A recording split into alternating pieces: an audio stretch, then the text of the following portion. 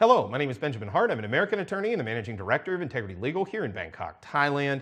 As the title of this video suggests, we're asking, is Thailand unkind to female expats? And what are we talking about here?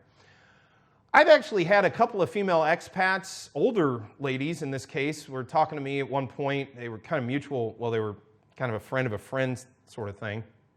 And they had said they'd seen the channel and that I don't really bring up females very often for one thing in the expat context. And I sort of retorted with, well, I've always kind of viewed myself as making this as sort of gender neutral. I'm not talking about only male expats come to Thailand. If I inadvertently use the language of male expats, it's because the vast majority of expats that I ever deal with are male. But we do have female expat clients. We've dealt with many female expat clients in the past. And, you know, in some cases, they're doing just fine. They're hunky-dory, as they say. However, I do understand there's kind of this, and I don't want to get too far off into like social issues or something, but yeah, there's sort of this feeling that, you know, Thailand is not the easiest place for especially a Western female to acclimate. I can understand that. I definitely can. Thailand, it's a very interesting culture in that, and the expat life is a very interesting one because it takes a lot of years to, I hesitate to say assimilate, but it's really the only word, assimilate into the Thai side of the experience here. You're going to be in Thailand, if you're looking to be a long-term expat in Thailand, you're going to be in Thailand 3, 4, 5 years before you're making deep connections with locals.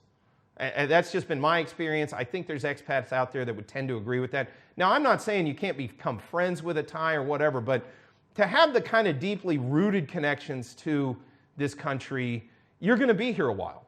That's just kind of how it is. And I don't know why that is, but I think some of it's language barrier, frankly. And when expats first come in, their language is not up to the highest standard, you know, to the highest levels. Mine certainly wasn't. I still think my Thai is lacking in many, many ways, and that's after 15 years. So, but do I think it's unkind per se? No. I don't think there's any sort of singling out of foreign females. I just simply think that, one, it's difficult to assimilate into the local culture, and then meanwhile, quite honestly, especially in certain quarters, you know, the male expats out here are oftentimes here for very different reasons than what females are out here for. Now, oftentimes the expats that I've seen that happen to be women that sort of quote unquote went long term here in Thailand, they oftentimes were working here. And again, that may be an element of sort of the longevity to one's expat experience is quote unquote having something to do, if you will. And you know, again, a job, a hobby, a vocation. I see a lot of female expats involved in a lot of clubs, and especially retirees involved in a lot of clubs and social gatherings and hobbies and these types of things. But yeah, it is interesting. There's a pretty low number of female expats comparatively to the overall expat population. But no, there's no like concerted effort or anything to sort of keep them out. I don't think that's the case at all.